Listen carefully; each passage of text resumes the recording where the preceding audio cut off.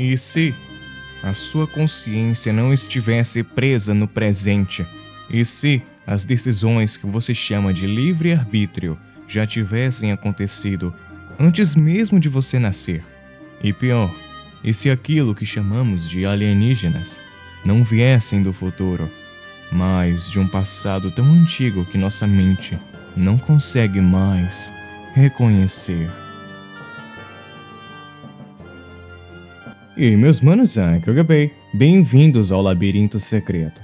E hoje a gente vai entrar em uma das ideias mais intrigantes da física, da filosofia e da consciência humana. Porque talvez o tempo não seja uma linha, talvez seja uma prisão. E talvez nós sejamos apenas ecos conscientes andando dentro dela. Existe uma coisa estranha sobre a consciência humana. Nós nunca percebemos quando deixamos de perceber.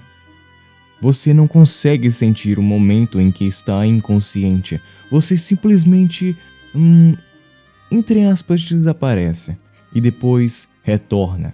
Isso parece banal, mas talvez revele algo muito maior. Porque toda a nossa percepção da realidade depende de filtros. A mente humana não vê o mundo diretamente. Ela reconstrói o mundo. Nós organizamos tudo em símbolos, linguagem, memória, passado, futuro, identidade. Mas, e se isso for apenas uma interface limitada, uma forma simplificada da consciência sobreviver dentro de algo infinitamente mais complexo?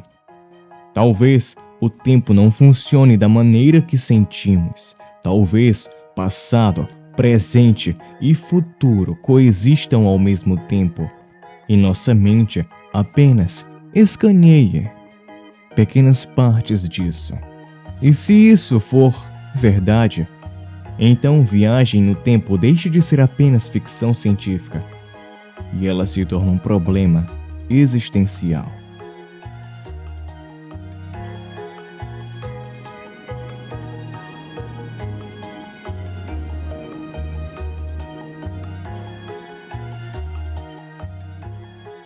Nós crescemos acreditando em uma coisa: o tempo anda para frente.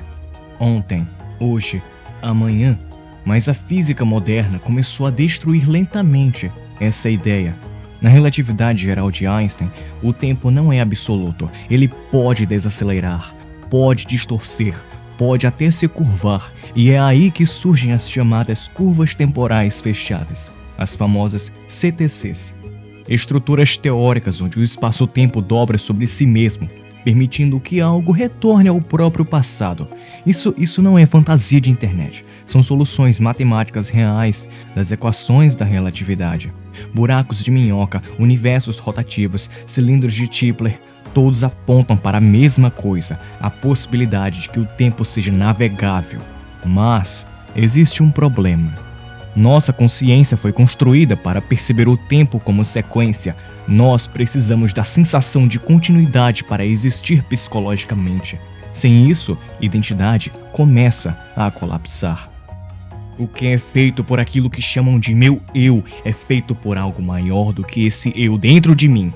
Essa frase destrói uma das maiores ilusões humanas, a ideia de autoria. Talvez você não decida as coisas da forma que acredita.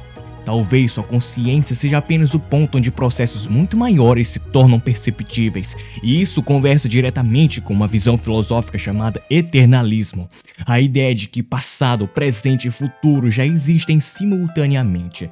Não existe um tempo passando, existe apenas você atravessando um bloco gigantesco de eventos já existentes, como alguém andando por corredores dentro de um prédio. Você chama isso de vida, porque só consegue enxergar um cômodo de cada vez. Mas todos os outros cômodos continuam lá, inclusive seu futuro, inclusive a sua morte.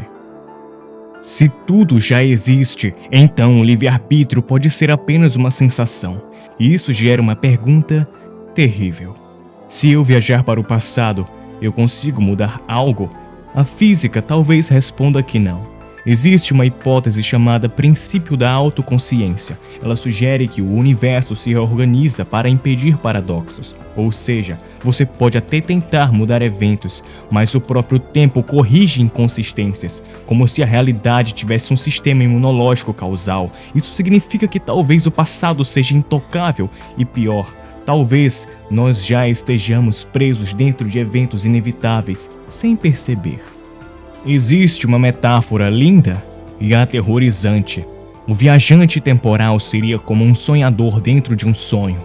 Ele está lá, consegue observar, talvez tocar pequenas coisas, mas não consegue alterar a estrutura profunda dos eventos, porque a linha temporal já pertence a um sistema fechado. Isso transforma a viagem no tempo em algo melancólico.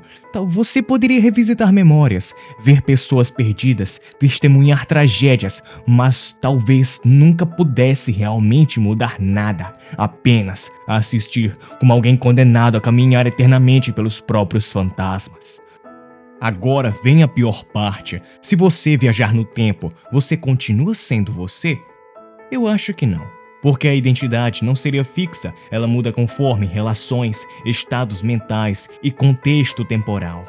O eu seria apenas uma estabilidade temporária, uma configuração estatística momentânea. Então, um viajante temporal não preservaria a própria essência. A cada deslocamento, parte dele morreria, a memória se fragmentaria, experiências se misturariam. O passado deixaria de parecer passado, o futuro deixaria de parecer futuro e, eventualmente, talvez nem existisse mais diferença entre imaginação e realidade.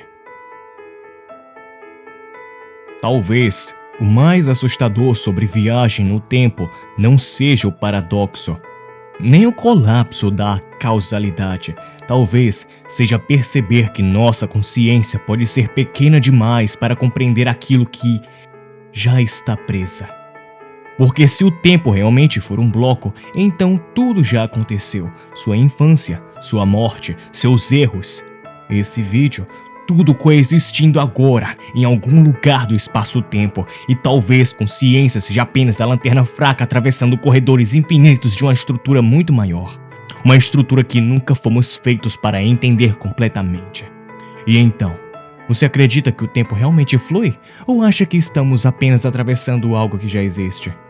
Comente aqui embaixo, porque eu quero muito ler o seu comentário. E se você curte esse tipo de vídeo, então já se inscreve no canal e deixa o like.